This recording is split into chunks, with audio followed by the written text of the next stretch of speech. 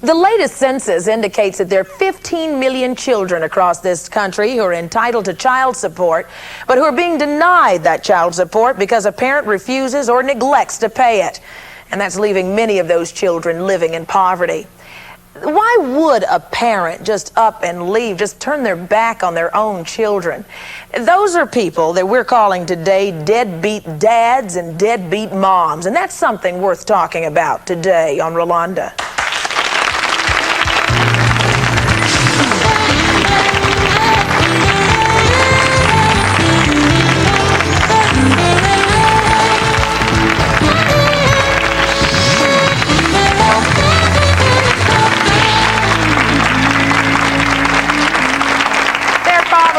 One of us around here who doesn't know how difficult it is to raise a child these days, especially the financial responsibility it takes. When two parents split up and the child is left with one of them while the other refuses to pay child support, well, you can imagine how tough that can be. And it's really the children who catch the brunt of this.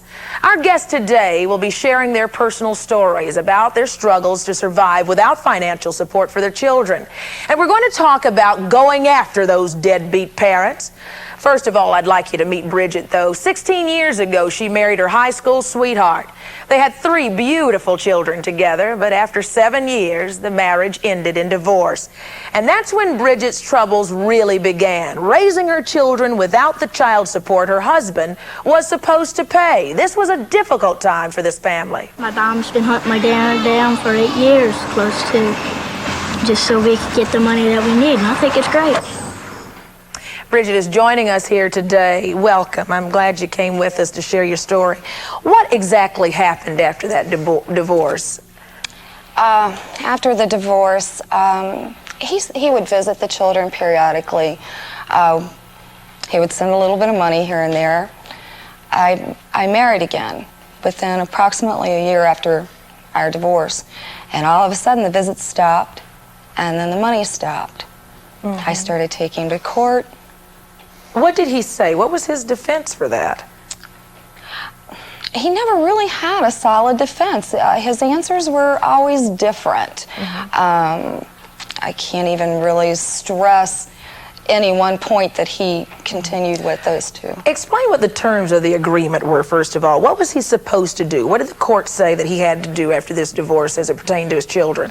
He was told to pay $50 a week per child, which comes to a total of $150 a week, plus poundage. He had open visitation rights. He also had every other holiday with the children. Mm-hmm. I lived in the state of Ohio. He lives in the state of Virginia. Mm-hmm. And I gave him every opportunity to support his 3 children. Exactly, as well as visit, as well as that. How much money does he owe you up to this point? He owes almost $55,000 in back support. $55,000? $55,000. I'm thinking college, tuition, I'm thinking all of these things that you need. So are we. Yeah. So, and he just wouldn't pay. Did he ever take the position of, hey, look, you've got another man now, let him take care of the kids? I think he might have. I think that was part of it in the beginning, that somebody else took over his responsibility. I can't say for sure that's how he felt, but I would think that he probably did look at it that way. Yeah, but these are still his children, and that's the point that we're making. What position has that put you in on a specific level, day to day? Him not being a part of his children's life has meant what to your children? As far as the financial end of it, it has been difficult to provide for the children, even the minimal necessities of food. There was a time when I lost my job, we ate bologna sandwiches every night for a week. Christmases they did without. Clothing, I mean, even little essential things of buying school pictures. Mm-hmm. That's not talking about the emotional heartaches, I'm sure. Yes. How do you explain this to your kids? How do you say, children, your father is not supporting you anymore. You can't have that for Christmas because your father didn't send his child support payment. What does that do to them? What do you see in their eyes when you explain that to them? For a long time, I didn't say that to them. Mm-hmm. I just told them that their father loved them. He just had a very strange way of showing it. And that things would be different. Things would always be different. As they've gotten older, of course, they've gotten smarter, and the game can't be played like that anymore with them. And when you look in their eyes and you say, gee, I'm sorry we can't go to McDonald's this week and have a hamburger because I don't have the money, it hurts. And they get to the point where they don't even ask for things anymore. They don't ask to go roller skating with the school or anything like that. Does the father have any kind of relationship with them whatsoever, or no? Nothing? He saw them this past Christmas when I went down home to visit my family. We stayed 5 days, and he spent 4 half days with them. But this was prior to his sentencing. What does this do to you? I mean, emotionally, day to day, going through this in search of this guy, or in search of the money from him at least? It tears me up. It tears me up when my children are wearing clothes that I didn't buy them. My parents might have bought them, or a friend of mine gave them those clothing because I can't afford to do it. Have you turned to welfare at all, or to any kind of support systems? How has that been for you? I turned to welfare. I was on welfare for approximately 6 months. And I have to say, I've always been a proud person. And I always said as long as I had my last breath in me, I would never turn to welfare. But I had to.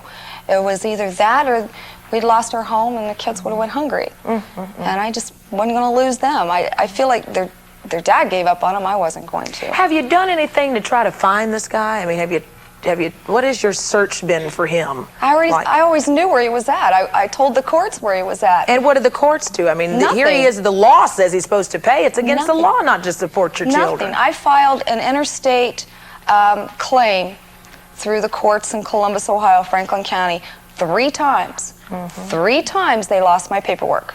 Now, Bridget, why don't you think a country that says you have to support your children, here's a man in arrears of $54,000 for 3 kids, why wouldn't they go after him? Isn't that the most, I mean... That was my question for 8 years. And they told you? They would tell me to call back in 6 weeks. I would call back and they'd say, we don't know what's going on with your case. Okay. Let me speak to your daughter is joining us here, Cynthia. Cynthia, come on, stand up and talk with me for a second. I'd like to get from just your perspective as a young person whose dad has been labeled deadbeat. I mean, that isn't a very pleasant thing. How do you see this whole situation? It's just, I feel kind of bad because he doesn't do that, and always, you hear about other parents doing that, and it kind of makes you feel a little better, but it makes you feel bad because other people are doing it, and it's not right. What has it meant specifically for you in your life? I mean, what are some ways that this whole situation between mom and dad and you has affected you most?